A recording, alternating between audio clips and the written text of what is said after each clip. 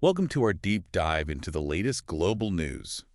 We're pulling together what's happening across continents and trying to see how it all connects. Yeah, it's quite a picture today. We've been digging through a whole stack of sources, the majors like Reuters, the Wall Street Journal, basically giving us a snapshot of the last, say, 10 hours as of July 14th, 2025. Hmm. And our mission really is to unpack this.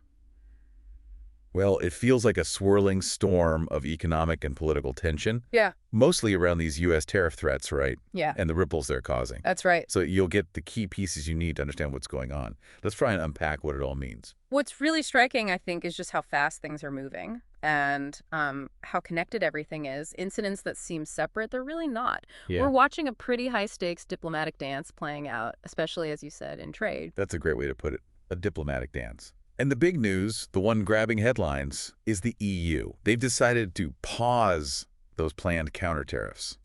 21 billion worth. Right. And this is even as President Trump is still threatening that 30% tariff on EU goods, supposedly coming August 1st. Exactly. So what does that tell us? What's their strategy? Is it caution, or are they trying to strengthen their negotiating hand somehow? Well, it really suggests the EU is walking a tightrope here. They want to avoid escalating things right now, Okay. but they're also keeping their leverage. So it feels like a strategic pause, buying time, maybe signaling they're willing to talk, not just react. Makes sense.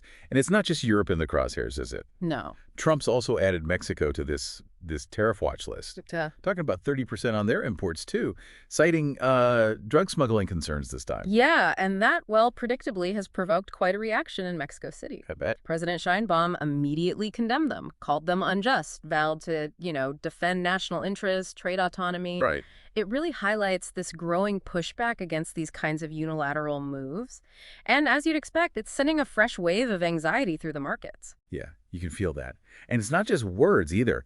Both Brussels and Mexico City are actively preparing defensive counter tariffs, just in case these talks go nowhere. Exactly. It's like this giant chess match unfolding. Everyone's setting up their pieces. But with real economies on the line, the pressure must be huge. Absolutely. And you see the caution elsewhere, too. Even Gulf markets like Saudi and Qatari stocks, they're basically flat. Investors are just sitting tight, avoiding big moves because of all these U.S. tariff threats flying around. So even with what some analysts are calling tariff fatigue, this idea that markets are getting kind of desensitized to the shocks. All right, we hear that term a lot now. But despite that, the underlying tension is still there, isn't it? Oh, absolutely. It's palpable. Analysts are warning that a real escalation, that could still hit stocks hard, especially in Europe and Asia. So this fatigue, it's probably more like a new, higher baseline of anxiety than actual indifference. That's a really interesting point. And what's truly remarkable, maybe even a bit paradoxical, is that with all this tension, all this uncertainty, investors are actually pouring cash into high-risk assets. We're talking tech, gold, bonds. Yeah, it is a curious mix, isn't it? Markets seem jittery, but also opportunistic. What do you make of that? It shows, I think, that while there's definitely apprehension, hence the move to safe havens like gold, there's also this belief in the resilience of certain sectors, like tech, and maybe a hunt for yield in bonds. Okay.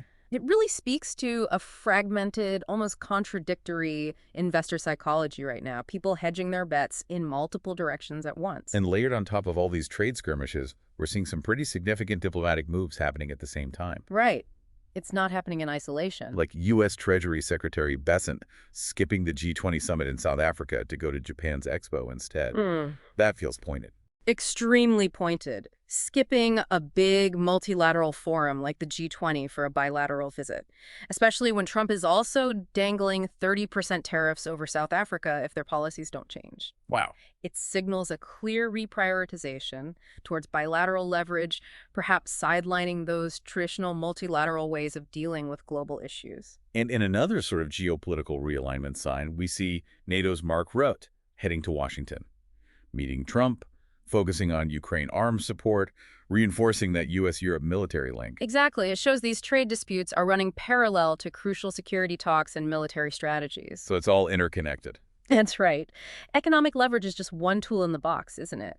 These relationships are complex trade, security, diplomacy, all woven together. So we've covered a lot today, these tariff battles looming with the EU, with Mexico, the way markets are reacting, sometimes in surprising ways, and these key diplomatic plays happening alongside. It's clear these aren't just separate stories. No, they're all part of this bigger unfolding narrative, international economics and politics maneuvering. And here's what's really fascinating to me. Despite that tariff fatigue we talked about, and maybe some markets seeming desensitized, that underlying tension is absolutely there. You can feel it. And the rally in things like tech, gold, bonds, even amid all this, it suggests this really curious mix of jitters and opportunism among investors, doesn't it? It certainly does. And if we step back and connect it all, the consistent theme seems to be this reassertion of national interests, of trade autonomy, often met with the threat of economic leverage like tariffs. Right. It raises a really important question, something for you listening to think about. In an economy as globally intertwined as ours, how much sovereignty can nations really assert? How far can they push before the costs just become too high for everyone involved? A crucial question. Definitely something to keep in mind as we watch these negotiations continue to unfold.